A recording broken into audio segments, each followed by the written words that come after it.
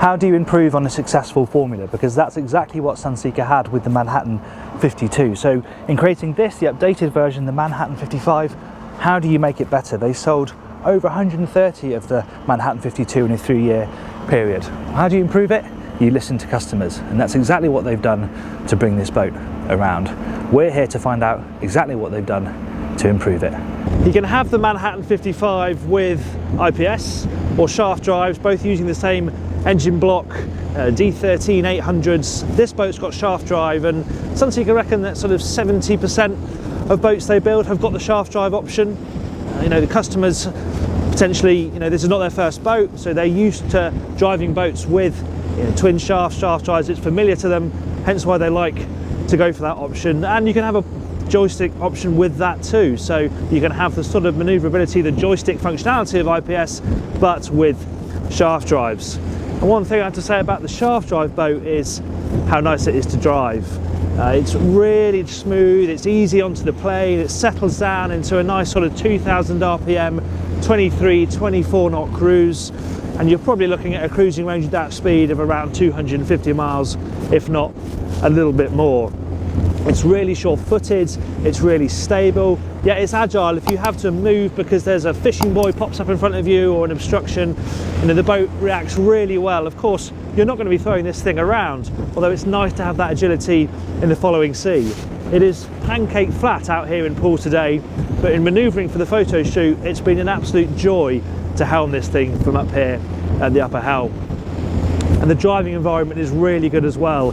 This seating position for me is excellent. These seats bolster, so you can sit down now, or you can sit a little bit higher. There's a pop-up section on the windscreen to deflect wind over your head, though actually it's not too bad over here. I feel reasonably well protected. Everything's really nicely laid out. The steering wheel adjusts, the throttles are really close to you, and you've got your 2 MFDs here, smack bang in front of you, which you can customise to show whatever you like. There isn't a huge amount of space to put loose ends, but I like the fact that there's a clamp for your phone that's also a charging pad. You've also got a nice deep cup holders here where you can put a handheld VHF. But the overwhelming feeling from this upper helm is just what an effortless cruiser this boat is, and really quiet as well. We always talk about Sunseeker's sporty heritage, and you wonder, does that really matter on a boat like this? One of the best-selling boats they've ever created. It's a volume-focused Flybridge cruiser, but that doesn't mean it shouldn't handle. And I love the fact that actually they've produced a boat that is still really enjoyable to steer, that really can still put a smile on your face. And as I said, day to day, you're not really going to behave like this, but I promise you, when you're in a following sea, or even if you're heading into a chop, the ability to change the boat's direction so easily and so quickly from the helm will make it nicer to handle through the rough stuff. When you're trying to find the neatest way through the trough, certainly a following sea, that agility is going to be really welcome, as is the amount of power you've got from the engines. There's always oomph on tap. We're at 20 knots now, and if I just floor the throttles, it's urgent. And speed is quickly rising up past 25 knots. And actually, because the top speed is 32 knots, if you do want to get a bit of a wriggle on and cruise at, say, 28, 29, you can. Perfectly comfortable. But really, the sweet spot, 25, 22, that's where everything feels really laid back. Even up here, you can talk to each other really easily. It's a really nice combination of refinement, but also a bit of agility if you want to throw the boat around a bit. You may ask why you'd want to stand at a Flybridge helm. You're already elevated, obviously, but I think it's really nice, especially when you're coming in to do close quarter manoeuvres, that you can see both ends of the boat. And because on this boat the hatch lines up with where the helm is, you can see the aft extremity, you can see the end of the bathing platform. So if you're mooring stern too, you can see exactly how close you are to the wall. Equally, if you're coming alongside, starboard side too, skipper has a brilliant view down the starboard side as well, so they can tell their proximity to the quayside. And because the steering wheel adjusts, you're not having to go down too low. So, you can move this up like that and it falls to hand really easily. It's nice to have that mix of driving positions. It's a Sunseeker, so of course there has to be a beach club. And even though this is the entry-level Flybridge boat in the range, it still has a pretty impressive setup back here. This overhead shower is particularly nice. This beach club option here is around £7,500, but you get the bench, you also get the barbecue. You don't have to have that, you can just have flat countertop if you don't think you'll cook out here, but it's a nice option to have if you want it. And of course this all combines with the bathing platform, which of course is optional but will sink down into the water. This is also where you'd mount the tender on this boat too. And through this door, for around 17,500, you have the crew cabin fit out, so you can access that through here. It's actually a really good space. You've got a single berth, you've got a bathroom in there, that's where the washer dryer is. If you don't want that, you can just have it as a wet room for putting water sports kit, but you can still have the shower, so you don't have to have the cabin side, but you can still have a shower down there for people to shower off after they've been in the water for a swim. Really good thinking, and there's more of that up in the cockpit. And it's not just flash stuff, though I do like the fact that the cleats have all got the Sunseeker logo on their base here. There's really good sound, practical stuff as well. You know, these boats will be run by the owners, maybe by a couple, so it needs to be easy to crew. And with stern gear like this, it will be. You have winches, you have a really big substantial cleat here, you have multi-directional fair leads, you have another cleat down there and another one on the bathing platform so that you can spring across in the Mediterranean. All of the controls for the Passerelle high-low bathing platform, really easy to get to down by the transom, and a little hatch down there. You've got access to the battery separators, and in here is where you find the fuel shut-offs, so it's all really easy to get to if you need to get to them quickly. And this is a really nice space. I like the fact you've got wraparound seating so that these people here have still got a backrest. They're not just sort of perched, so they can sit here in comfort. The table's a real focal point, nicely finished in teak, and I like this big overhang, so you've got plenty of shelter here, but also it's not just bare plastic up here. You've got strip lighting, you've got spotlights. It's all really thoughtfully detailed, and you can have an extra control station back here. So in a panel over on that side of the cockpit, you can have either an IPS joystick if you have the IPS version, or you can have throttles, the joystick and thrusters if you have the shaft drive version. There's some really nice detail just in this area alone. We've already mentioned this spot here where you have your third control station, though this boat doesn't actually have it fitted. You've got a Fusion repeater here, so you have control from the music out here. And even this, you know, you've got this lighting panel here, it's got the Sunseeker logo on it, and all of the lighting is labelled. Sometimes these are just blank switches and you have to sort of guess which switch controls which part of the lighting. Here it's all really clearly labelled, so you can find the right switch right away. More simple, clever, practical stuff here. You know, this design is not exclusive to Sunseeker, it's just the way they've executed it. So that's a really nice, easy single piece door that locks in place. And then you have this section here, where the touch of a button drops down really quickly. Sometimes these can take an age, but that drops down out the way smoothly. Lift this lip, and then you have this really great bar area with these bar stools. They are optional, you don't have to have them. If you just want a bit more space to move around or to put, you know, canvas chairs in there or something, you can, but actually they feel a bit special, and it will be nice to line up drinks and serve guests there. And then we're into the saloon, and this is where this boat feels really different from the 52. They've really elevated the feeling of quality in this interior, and it looks and feels absolutely lovely. This is eucalyptus wood, and it's mixed with a lighter silver oak, but you could have all dark, you can have all silver oak, there's walnut, there's cherry, there's a really good selection, so you can really make your mark on the boat. But I think this particular colour scheme works really nicely, and it looks and feels proper, you know, real high quality stuff. They've reworked the layout a little bit, so on the 52 you had, you know, floor to ceiling fridge space over on this side, and that used to sort of really sort of tower over you, but they've got rid of that now, so there's storage there, and your cooling space is in these fridge drawers here. Now these two ones are optional. As standard you get the two on this side, but you can have extra cooling space here, which I imagine most people will specify. You can have a fridge or a freezer section, or one of each if you prefer. And there's a really big focus on storage on this boat. I really like the fact that they've, you know, worked the drawers into here. They just pop out like that. You've got a wine cooler underneath the counter. This is a really nice area as well. Now this could be just a kind of a big slab to separate these areas, but they've worked to make it look nice.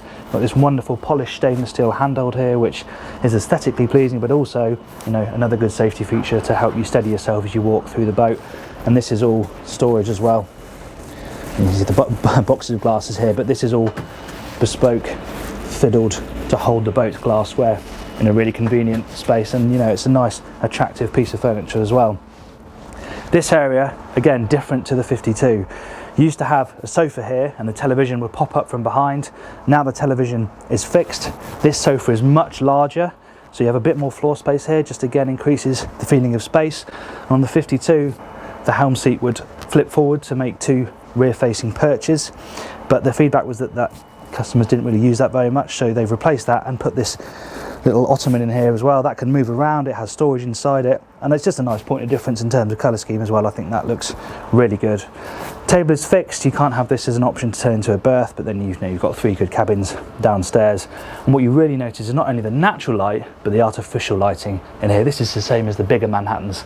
Looks really good, it's a bit more interesting. I like the strip lighting, nice and subtle. You've got some spotlights or reading lights over by the sofas as well. It's a really high quality feeling interior, this, and that continues downstairs. We'll have a look at the accommodation in a second, but first let's focus on the lower helm. The lower helm is very similar to that of the Manhattan 52, no bad thing, that was a really good layout, but you have a bit more connectivity here. You have connection for an iPad here with a charging dock in it, which will hold it securely there. You have the scan strut charger as well, so that holds the phone in place but it charges at the same time, which is very helpful. And then you have the CMate system as well, which means you have all of the boat systems under your fingertips through this screen here. There's some hard buttons here though for the stuff that you're going to use regularly, and of course everything is through the Simrads as well, including all the Sunseeker information, engine information, chart plotter, radar, etc. is all presented through here. If you have this seat in the bolster position, even someone of 6 foot can stand here at the helm, which I always think is quite nice. No side door in this boat, but there is a window so you can get some fresh air and talk to your crew. The seat is, very comfortable. It's comfortable to bolster. It's also very comfortable to sit at. It's nice and supportive, and you have a nice raised view. So your view is well clear of the foredeck seating, the backrest on that seating. General, really nice place to sit and drive the boat from. So it's finally warmed up enough for me to take my coat off, and we're down here on the lower deck where I can show you around the orientation of the accommodation.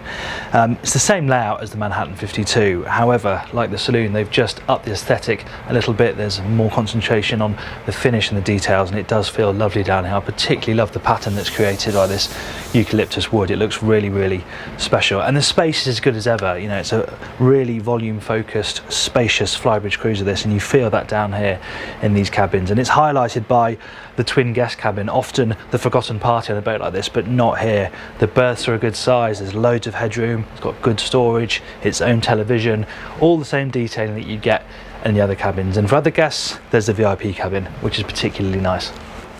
This is a really pleasant space. I love the proportion to this cabin, the fact that even though you've got a normal sized door, it doesn't gobble up space here when you're moving around with the door open. Headroom is really, really good, and because they've got sort of a double length skylight up here in the deck head, you have loads of natural light coming down, but of course it's supplemented by the same style artificial lighting that you've got up on deck. Loads and loads of storage in here as well, dotted all around at eye level. You've got a big hanging wardrobe behind me, you've got another big wardrobe opposite me, and the bed's a good size. There's no tricks here, it doesn't split, it's not a scissor action berth, but it's just a really good size, good height double bed that should be really comfortable. And you've got sockets and USB chargers on both sides so that both people can charge their phones overnight. Nice to see the reading lights at the top of the bed, of course, and these elongated windows mean that even more natural light can come in, and they've got opening sections so you can get some natural ventilation in here as well. And of course this is en suite to the day heads, so this cabin has direct access, but that is also the toilet that guests will use during the day. But really the star of the accommodation is this full beam master cabin amidships. It's a really, really lovely space this. As you can see, headroom is great, the floor is flat all the way around the bed, and I'm not usually one who thinks that chaise longues are necessary in cabins like this, but this one looks so appealing. You just want to go and lie down in it and gaze across the window. I think it looks superb. But if you don't want that, you can have a normal sofa, you can have storage that mirrors the storage on this side. And the other thing that stands out again is the attention to materials and details. It feels special down here. They've worked really hard to make sure that it has that elevated feel that the rest of the boat has got, and it feels really, really smart. And again, it's things like the lighting and the use of fabrics. Feels great. And look at the size of that TV. I mean, that's an impressive television in a cabin on a boat of this size. I go back to it again, storage is brilliant. You've got a big wardrobe here. They've even put storage in these little panels here. I mean, that really isn't that deep, but you will always find stuff to put in there. You can't have enough storage on boats, and Sunseeker have taken it to the max on here. It's a really, really pleasant place to be. And of course you have an ensuite. And what's nice about this is they've used a pocket door so that it slides away into the bulkhead so the door doesn't gobble up loads of space. And they've set the sink at a nice height as well, so you're not having to crouch down or bend down awkwardly to brush your teeth. Of course it has a separate shower cubicle too. It's a really special feeling cabin for this size of boat. There's really not too much to change on the Flybridge because it was already a really well thought out space. The main change comes here at the wet bar, where they've smoothed off the top a little bit. They've made it a bit easier to open and close, and you also have more options here. So you can have either a fridge and an ice maker in these panels here like this boat has got. You can have 2 fridges, you can have 2 ice makers, you can have a grill, you don't have to have a grill. Loads of options, so it's really flexible, so you can tune it to however you might want to use it. And another good example of them maximising space is this end cupboard here. Could have just been left completely plain, but no, they found a little bit of storage in there as well. Really good to see, as is a good handhold here in the middle of the Flybridge. Now, a few options when it comes to covering this area. You can have a bimini like this, which comes up manually, stows away as you can see here. You have a hydraulic bimini, so that will raise at the touch of a button. The most expensive option is a hardtop, full hardtop with a canvas roof inside it. Again, you know, there's a bit of choice there depending on how you're going to use this area. Huge table here, again it's really nicely finished, lovely teak leaves here, and you have these stanchions as well so that you have a bit of support. You know, that's a really good size, nice sociable area. Again, great to see how this wraps all the way around and you've got good comfortable backrests for all the seats. Forward, this is a really nice space where people can sit alongside the skipper when the boat's on the move. Of course, you have got a navigator seat right next to the helm, but it's always nice for people to be able to congregate and talk to the person who's driving the boat. And forward of that, you have sunbathing space.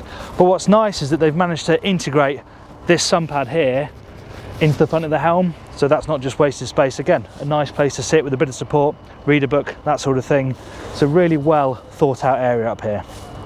Apparently this handhold was a bit of a bone of contention in the design office. The designers didn't want it messing up their clean Flybridge lines, but I'm glad it's here because even though these side decks are a decent width, because of the superstructure you are pushed out a little bit as you walk up here, so it's really nice to have this to hold on to. Then once you're past it, things open up a bit, and this is a really good height. And another thing they've changed over the Manhattan 52 is this used to be a cable, this middle railing here, now it's a solid rail. It looks better, also makes things feel a bit more secure. And once you're past this sort of detail line, it's a really nice, easy boat to move forward on.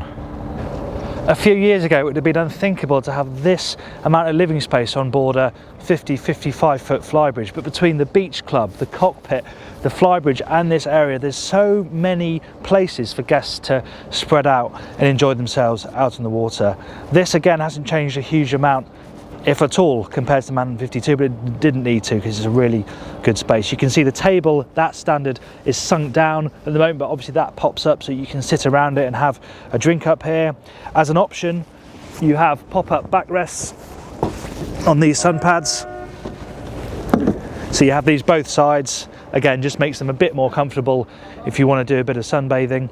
And you know, the practical stuff is good as well. You have really good access to the windlass, the anchor locker, and again, the mooring gear is really substantial. And last but not least, we'll have a look in the engine room, which is accessed via this hatch here in the cockpit. This really is remarkably spacious for a Flybridge of this length. It's a really easy boat to work on, and as I've said, you know, the demographic of the owner of this boat is probably someone who's going to run it themselves, so they may have to come down here from time to time and check on things, and really it's a pretty good place to be. You've got loads of space around the engines, because this has got shaft drives. If you have IPS, you know, same location of the engine, same lumps. You have, you know, access to the shafts down here. Of course, pods will be a little bit further away down here underneath the crew cabin. Got the Seakeeper mounted down here. Now that's a £60,000 option, but 60-70% of owners will go for it. And when you see how effective they are at making it more comfortable when the boat's at anchor, you can see why people are willing to pay that sort of money for it. Up here you find the generator, and in general it's just a really well thought out, well insulated and well lit space. I think what the Manhattan 55 demonstrates is Sunseeker's willingness to listen to its customers and use that feedback to improve their boats, and that is exactly what they've done with this. The M52 was a great formula, but by listening to what dealers and customers really want, they've made what was a very good boat even better. Thank you very much for watching our review of the Sunseeker Manhattan 55. If you enjoyed it, please hit the like button and remember to subscribe and hit the bell icon so you're notified every time we upload a new video. Thanks again for watching. I'll see you on the next one.